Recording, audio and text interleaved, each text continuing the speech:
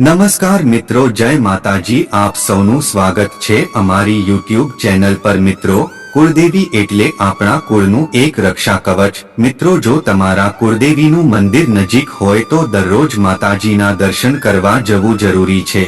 અને જો કુળદેવીનું મંદિર નજીક ના હોય તો દરેકના ઘરે પૂજા ઘર તો હોય જ છે। અને જો કોઈના ઘરે પૂજા ઘર ના હોય તો ઘરમાં એક ગોખલો તો હોય જ છે।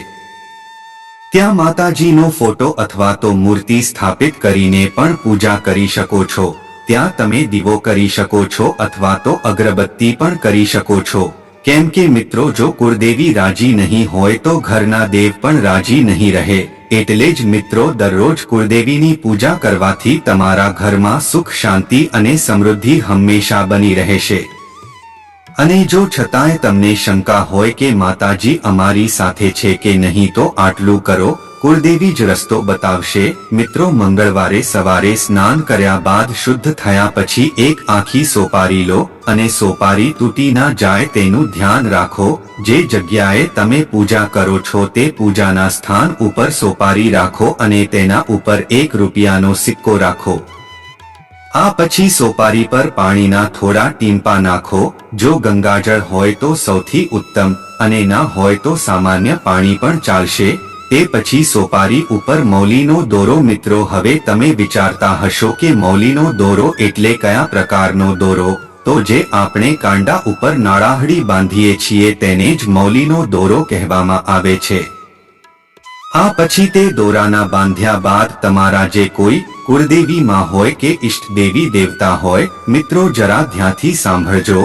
તેમની આગળ બોલો કે હે માતા, તમને હું વસ્ત્રો અર્પણ કરું છું અને તમારા નિવેદ પણ અર્પણ કરું છું। પછી સોપારી ઉપર સિંદૂર લગાવો અને કહો કે હે માતા, કૃપા કરીને આ શણગાર સ્વીકાર કરો। અને પછી ઘીનો કે તેલનો દીવો પ્રગટાવો અને પછી કહો કે હે માતા, મારાથી જો કોઈ ભૂલ થઈ હોય તો મને ક્ષમા કરો, મને માફ કરો અને તમે મારું રક્ષણ કરો। તમે મારા ઘરમાં સ્થાન લો માં, તમે મને દર્શન આપો। એટલે કે મિત્રો, જ્યારે તમે નાડાછડીનો દોરો બાંધતા જ કે મૌલી ચડતાની સાથે જ સોપારી ગૌરી ગણેશનું રૂપ ધારણ કરે છે। હવે દરરોજ સાંજ સવારે સોપારીને કુળદેવીના મંદિરના સ્થાનની સામે કુળદેવીને દીવો અને અગરબત્તી પ્રગટાવીને પ્રાર્થના કરો।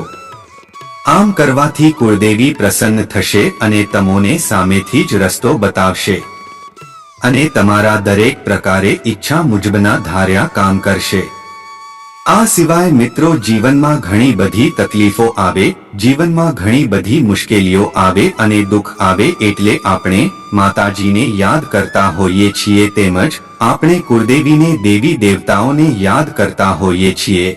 એટલે જો તમારે કુળદેવીને કે કુળદેવતાને પ્રસન્ન કરવા હોય તો રવિવારના દિવસે તમારે એક ગુલાબનું ફૂલ લેવું અને ગુલાબનું અત્તર તેમજ ધૂપ લેવું।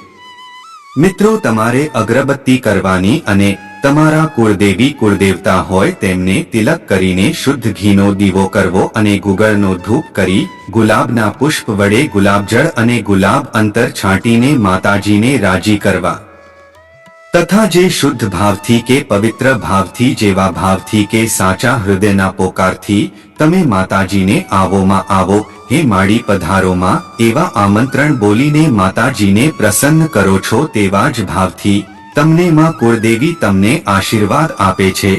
તેમજ મિત્રો, આજના આ વિડીયોમાં આપણે એક એવો મંત્ર જણાવીશું કે જે મંત્ર બોલવાથી તમારા કુળદેવી માતા તમારાથી ચોક્કસ પ્રસન્ન થશે અને તમને ઈચ્છા મુજબનું ફળ પણ આપશે અને તમારી બધી મનોકામનાઓ પણ પૂર્ણ કરશે।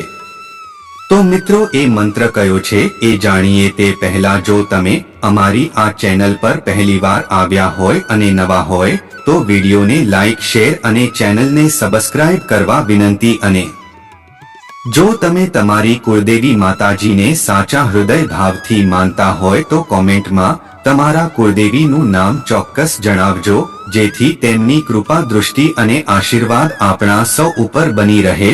તો મિત્રો, કુળદેવીને પ્રસન્ન કરવા માટેનો આ મંત્ર આ પ્રમાણે છે।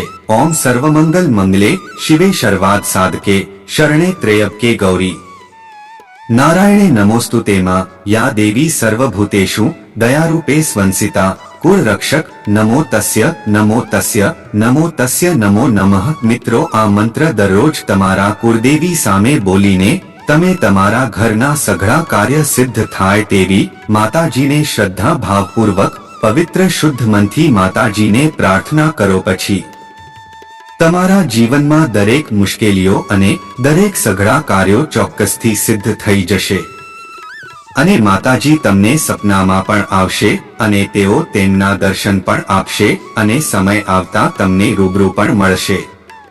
પરંતુ મિત્રો, તેના માટે તમારી સાચી શ્રદ્ધા હોવી જરૂરી છે. અને એક વાત બીજી મિત્રો, કે તમે જે કોઈ માતાજીને કે ઈષ્ટ દેવી દેવતાને કે કુળદેવીને માનતા હોય તેમને સાચા હૃદયથી નિસ્વાર્થ ભાવથી માનો અને તમારો જે કોઈ પણ ધર્મ હોય તેને કટ્ટરતાથી નિભાવો. તમારા ધર્મને ક્યારે ધંધો બનાવવાની કે તેમાં નફો મેળવવાની ભાવનાથી જો તમે ભક્તિ કરવા લાગશો તો સમજી લો કે તમારા અવળા દિવસો કે ખરાબ દિવસો શરૂ થતા વાર નહીં લાગે. તો મિત્રો, જો આજનો વિડિયો તમને પસંદ આવ્યો હોય તો તમારા કુળદેવીનું નામ કોમેન્ટમાં લખવાનું ભૂલતા નહીં અને આવા જ વિડિયો તેમજ અવનવી માહિતી માટે ચેનલને સબસ્ક્રાઇબ કરવાનું ભૂલતા નહીં. તો મિત્રો, ફરી મળીશું એક નવા વિડિયોમાં. માં કુળદેવી સૌને સુખ શાંતિ અને સમૃદ્ધિ આપે એવી પ્રાર્થના સાથે. જય માતાજી.